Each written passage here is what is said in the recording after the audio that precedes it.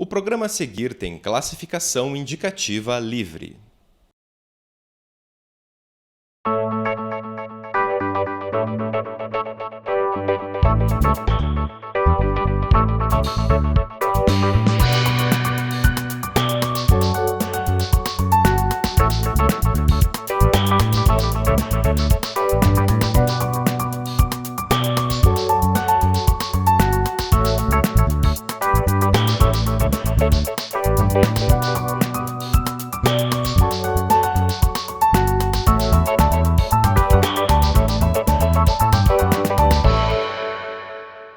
Viajar para o litoral do Paraná e comer um barreado, ou que tal um frango com quiabo em Minas Gerais? Hoje o turismo está literalmente recheado das delícias típicas de cada região e não há viagem que se preze sem provar os alimentos locais. A nossa convidada de hoje, a Luciana de Moraes, estudou no doutorado em História aqui na UFPR os laços entre turismo e culinária típica. Também nos acompanha na conversa Elza Carneiro, que é formada em Direito pela UFPR e em Cozinha pela Escola Francesa Le Cordon Bleu. Bem-vindas, meninas, ao Em Tese. Obrigada. Luciana, eu comecei falando de um evento, turístico aqui no Paraná, que é ir até o litoral e comer o barreado. E muitas vezes, enquanto o garçom prepara aquele alimento para as pessoas, ele explica a origem, enfim, trata aquele alimento como algo, um monumento típico, né? Uhum. Quando que o alimento ganhou esses ares de monumento típico?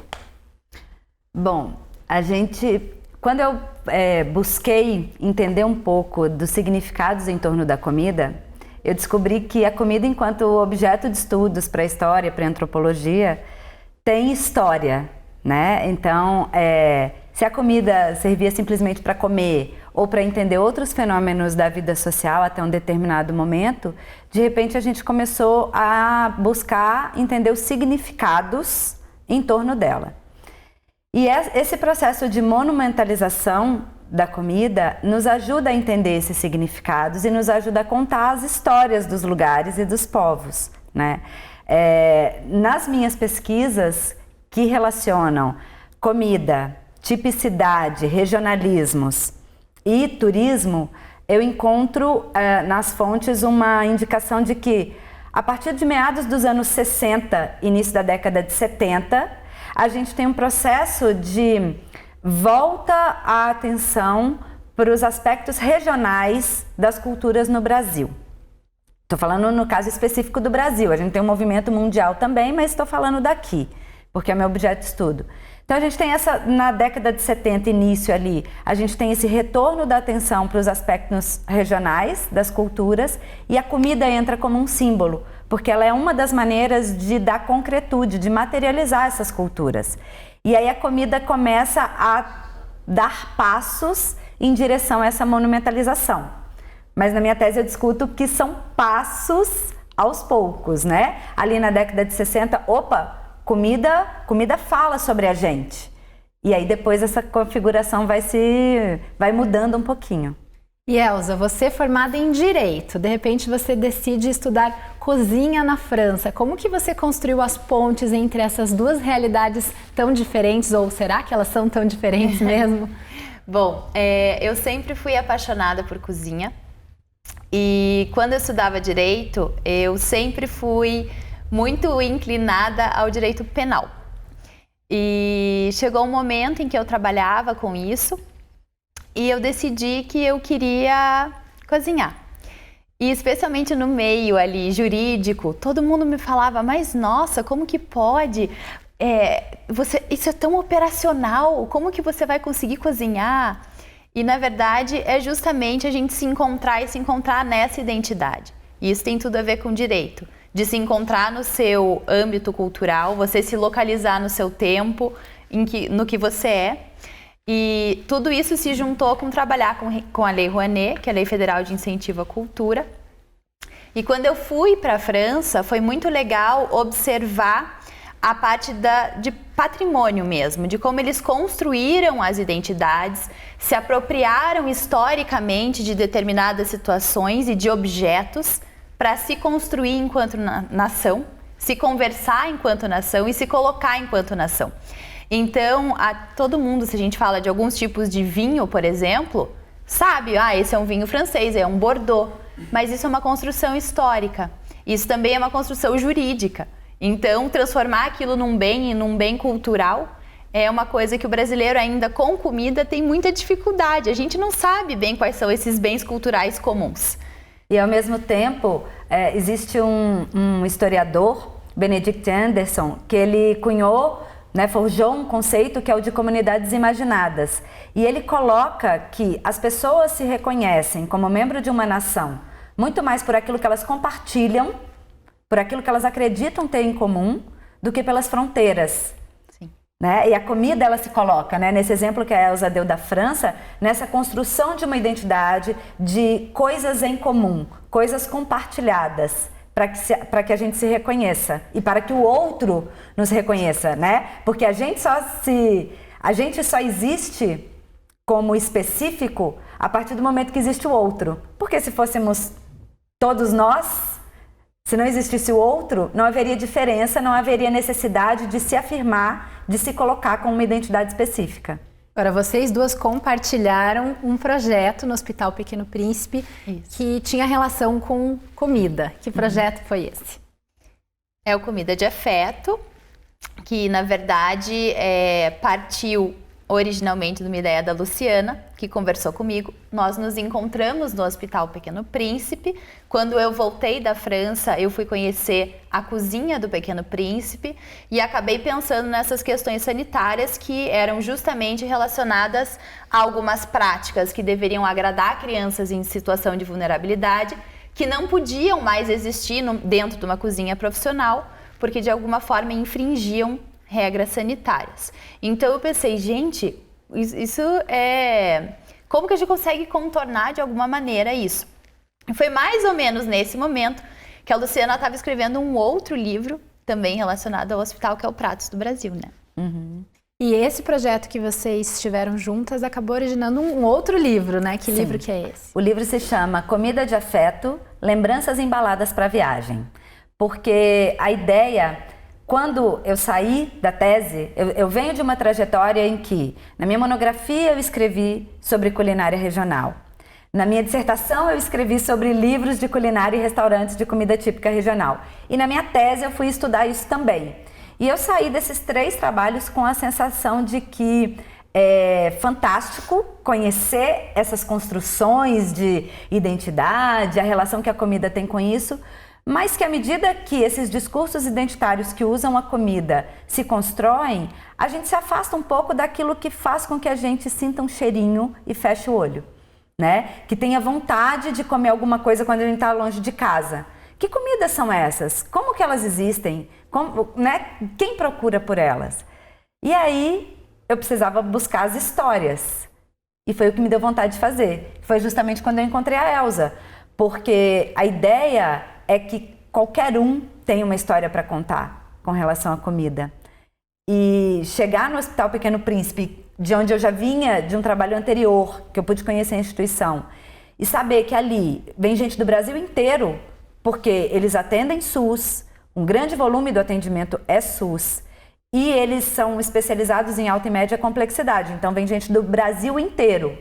Então, por ali passam histórias totalmente diferentes, mas que têm em comum a questão de que as crianças gostam de algumas coisas e não gostam de outras, como todos nós. Sim. Se reconhecem em algumas comidas e não se reconhecem em outras, como todos nós. Elza, pode falar. Lá tem histórias fantásticas por conta disso, porque especialmente por ser criança, existe um trabalho de todas as equipes para tentar fazer com que exista esse aconchego. Então, de repente, chega uma criança que é de uma comunidade indígena de algum lugar do Acre. O que essa criança come? O que ela gosta? O que ela gosta? Como é que a gente vai tentar traduzir essa pessoa no que a gente tem aqui para oferecer? Então, existe um trabalho que é super interessante nesse sentido. E assim, o que essa criança reconhece como comida e não como alimento? Porque o Roberto da Mata, um antropólogo, diz que alimento é uma coisa, é aquilo que é possível comer para nutrir o corpo. Subsistência. Comida é diferente. Comida é aquilo que conforta também. É aquilo em que a gente se reconhece, mais uma vez. Então, o que essa criança reconhece como comida e não como alimento? Inclusive porque, na situação em que elas se encontram, é importante que ela tenha vontade de se alimentar para se fortalecer, né? Então, ela precisa conhecer, ela precisa se reconhecer naquilo que é oferecido. Para Elza, o que é comida de afeto para você? Muitas comidas são de afeto. Eu acho que eu tenho diversos momentos da minha vida que são marcados por cheiros, pessoas e as comidas, né? Eu passei muitas infâncias da minha vida no litoral norte da Bahia, numa fazenda. Então, apesar de ser paranaense, eu tenho muitas comidas baianas e práticas baianas que se tornaram parte de mim. Então, o processo de fazer a moqueca, de apertar o leite do coco na mão, o coco, a polpa, né?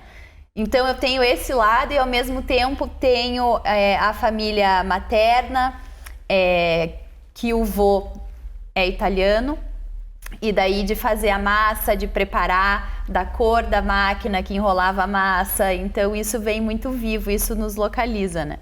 E você, Luciana? Para mim, eu me reconheço no mundo a partir da comida, né? Então, assim, eu tenho um filho de 5 anos. Se ele tá doente ou se ele tá feliz, se a gente quer comemorar ou se a gente quer se reestruturar num momento difícil, é com a comida que eu faço isso. E eu me lembro das pessoas pelo que elas faziam e que eu comia e gostava, ou pelo que elas gostavam de comer. Comida de afeto para mim, então, é assim, comida de afeto me faz lembrar de pessoas. Eu tenho o pavê de chocolate da Dona Concita, que trabalhou muito tempo na minha casa. Eu tenho o leite queimadinho, que o meu pai fazia para mim nos poucos momentos em que a gente estava junto em casa. Eu tenho o pé de moleque, o melhor pé de moleque do mundo, que a Dona Lenilda, que é uma amiga da família, que era do interior de Minas, fazia. Tem uma série de comidas e eu não me lembrava, é muito engraçado, não me lembrava até a gente começar a escrever o Comida de Afeto, das comidas de afeto da minha mãe. Minha mãe sempre teve outro lugar para mim e não da cozinha. E aí, de repente, isso começou a me incomodar, porque eu não tinha uma comida de afeto associada à minha mãe, né? E aí, outro dia, conversando no telefone com ela, eu falei que o meu filho adora um chocolate branco com castanha de caju, opereta. Falei, mãe, de onde que o Raul tirou isso? Ela falou, de mim. Eu gostava do opereta, você gosta e ele gosta. E aí eu comecei a descobrir as comidas de afeto que eu compartilho com minha mãe, que é o opereta, é a laranja, né, descascada e chupada com sal. Então, para mim, comida de afeto tem a ver com a minha vida pontuada pelas pessoas, que é o que a gente procurou fazer no livro. O livro Comida de Afeto, ele é um livro de histórias pela porta da cozinha. Então as pessoas contaram as suas... A gente não chegou para as pessoas perguntando qual é a sua comida de afeto, de que comida você gosta. A gente chegou perguntando para a pessoa como era a sua vida na infância. E aí a gente foi chegando nessas comidinhas do coração. E Elza, o livro também deu origem a um documentário ou o documentário caminhou paralelamente? Qual que é o conteúdo do documentário? Bom, a gente tem diversos personagens no livro. Alguns personagens do livro estão no documentário e vice-versa, e outras pessoas não, né? A gente cita algumas pessoas no livro que não estão no documentário e vice-versa. Então, são materiais que são complementares, que falam sobre a mesma coisa. Algumas histórias que estão no livro estão lá também. Então, é muito legal porque, de repente, você dá uma cara àquela história. Então, tem entrevistas que são muito divertidas, que as pessoas acabaram se emocionando muito, sentindo o cheiro e, de repente, se deixaram levar como se não tivesse nada de câmera ali. Então, é muito gostoso. É realmente como se você estivesse observando uma conversa na cozinha da casa de alguém. Elza, obrigada pela participação no Em Tese. A gente já volta com a Luciana. Hoje nós estamos falando sobre culinária típica, turismo e também sobre afeto na cozinha. Vamos fazer um rápido intervalo e já voltamos.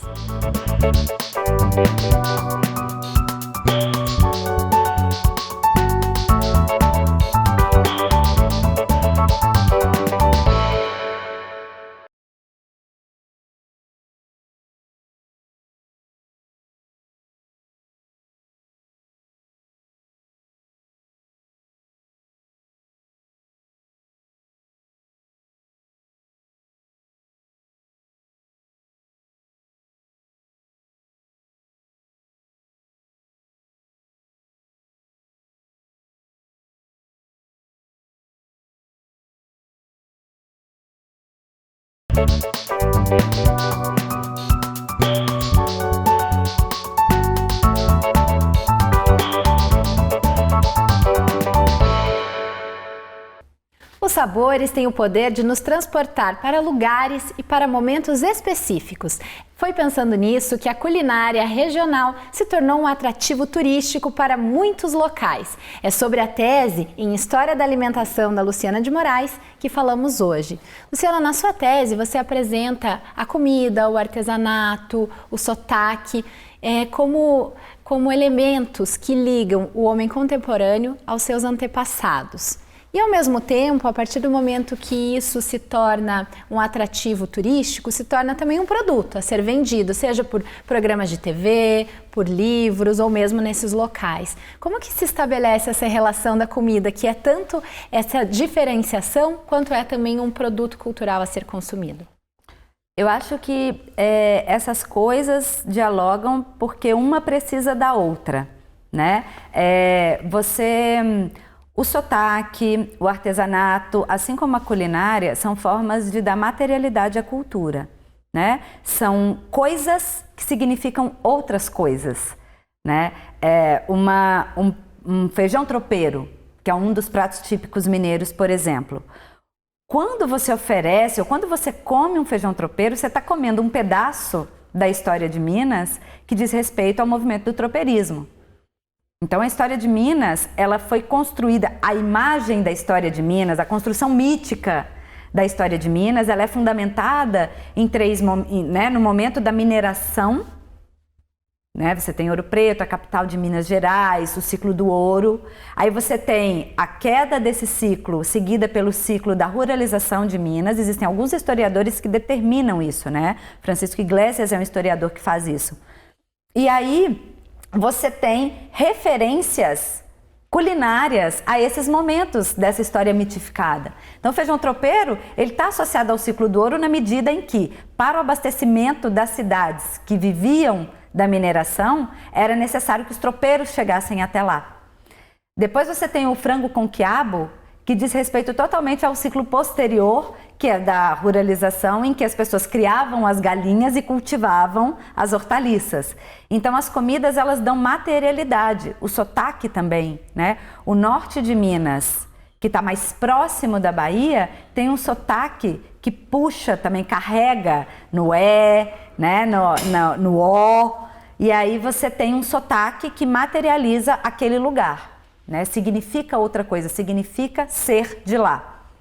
E a vida, ela é cheia disso, né? A gente consome o tempo inteiro, consome não, a gente vive o tempo inteiro de símbolos, a gente precisa desses símbolos, né?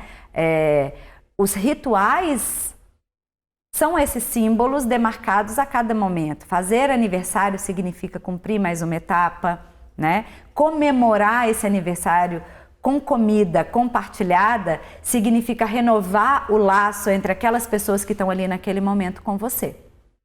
Bom, então você tem essas comidas que significam os lugares a que elas estão associadas.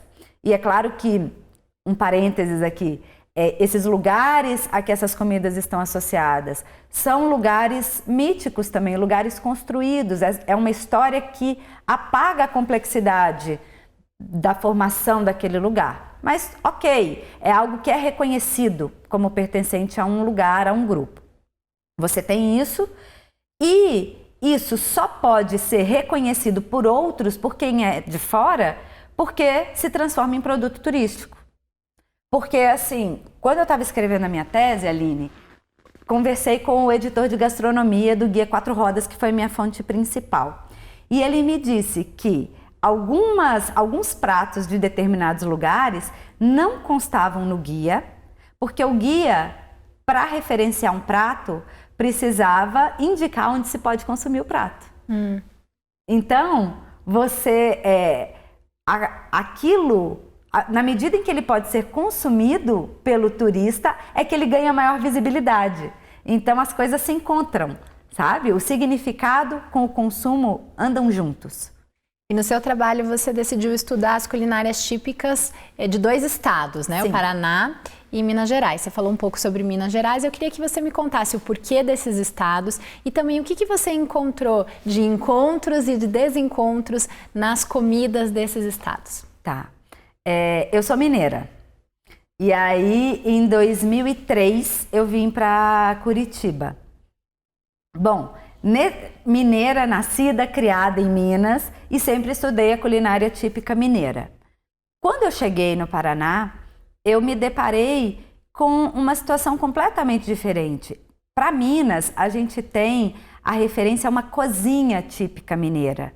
Então, são diversos símbolos, diversos pratos que significam coisas, né? Você tem linguiça, tutu de feijão, galinhada, você tem frango com quiabo, frango ao molho pardo, você tem uma série de pratos. Canjiquinha com costelinha. E eu cheguei no Paraná e quando eu ia buscar um prato típico, conversando com meu namorado na época e, enfim, com as pessoas que eu conhecia, porque essa é a minha área de interesse, as pessoas sempre falavam no barreado, ponto.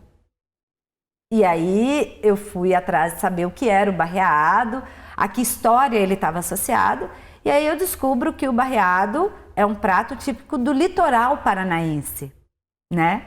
Inclusive, em discurso, ele é associado ao litoral, ele não se dispõe, não se usa o barreado como um símbolo do Paraná como um todo, mas como um símbolo do Paraná por ser do litoral, né? Isso me intrigou. E aí, eu conversando com o meu orientador na época, o professor Dr. Carlos Roberto Antunes dos Santos, infelizmente já falecido, conversando com o Carlos, eu falei, Carlos, eu queria entender como isso aconteceu. Porque para escrever sobre comida típica e identidade, usando conceitos de memória, identidade e tradição, eu cheguei à construção mítica da identidade, né? A construção dos discursos identitários, ou seja, a um claro movimento de busca de construir referenciais para se falar do lugar, que apaga a complexidade da história em detrimento de alguns elementos que precisam ser fortalecidos do ponto de vista de algumas pessoas. A gente tem esse movimento em Minas. Na mesma época, ali, década de 70, em que há um movimento paranista em favor da construção de uma identidade paranaense, que está muito vinculado ao homem laborioso, que vem da Europa, ao mesmo tempo o elemento indígena, o pinhão. E como a gente tem movimentos de construção identitária que acontecem no mesmo momento da história do país e que, do ponto de vista da culinária, vão para lados muito diferentes. Porque a gente tem uma cozinha mineira e a gente não tem uma cozinha paranaense reconhecida pelos de fora, né? Porque a gente tem movimentos, mas reconhecida pelo de fora, a cozinha paranaense não é. E eu quis pesquisar isso, quis entender. E daí você decidiu fazer essa pesquisa sobre o Guia Quatro Rodas e você analisou 33 exemplares do guia, né? Durante um período aí bem longo. Uhum. O que você percebeu ao analisar esses guias? Como que foi esse processo? O que te chamou a atenção? Tá. A escolha do Guia Quatro Rodas como fonte, ela foi uma grande sacada que uma colega minha, na época do seminário de tese, a gente estava discutindo a minha fonte principal, que não era o guia, e ela me deu um toque e foi efetivamente a grande sacada da tese. Até então, eu tinha decidido estudar o Estado de Minas, que é o jornal de maior circulação em Minas, e a Gazeta do Povo, que é o jornal de maior circulação no Paraná. E aí, no seminário de tese, essa minha amiga, Ana Paula Nadalini, disse: Lu, você vai conseguir entender a construção identitária para os de dentro. Esses jornais não têm circulação fora. E aí, como resolver a questão? O Guia Quatro Rodas era uma fonte auxiliar. E aí eu descobri que o guia, para falar de turismo, ou seja, do consumo dessas identidades, o Guia Quatro Rodas era fantástico. Ele era o único guia que, desde o momento em que as identidades estão se construindo como discurso, até hoje, está em circulação de forma contínua, não houve, né, nenhum momento de ruptura da publicação. Ele data a primeira edição do guia de 1966, que é o momento em que essas coisas estão acontecendo no Brasil. E a cereja do bolo. Do ponto de vista da história e da antropologia, os guias de viagem não são uma fonte usual. Então, para uma tese de doutorado, seria uma fonte fantástica.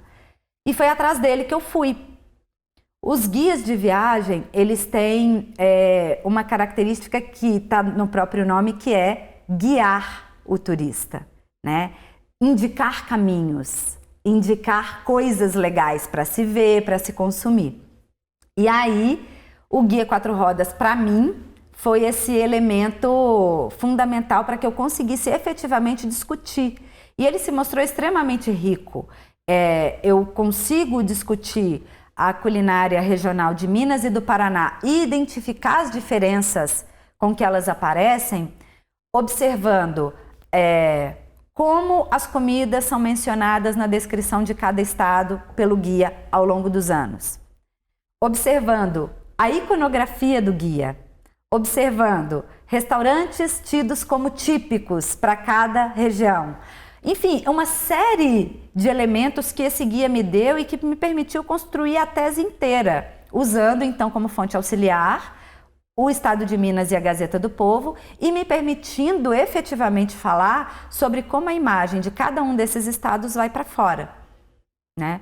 Não dava para eu, ainda que se tratasse de uma tese, para eu me aprofundar nos conceitos que eu pretendia, não dava para eu tentar falar do Brasil inteiro, sabe?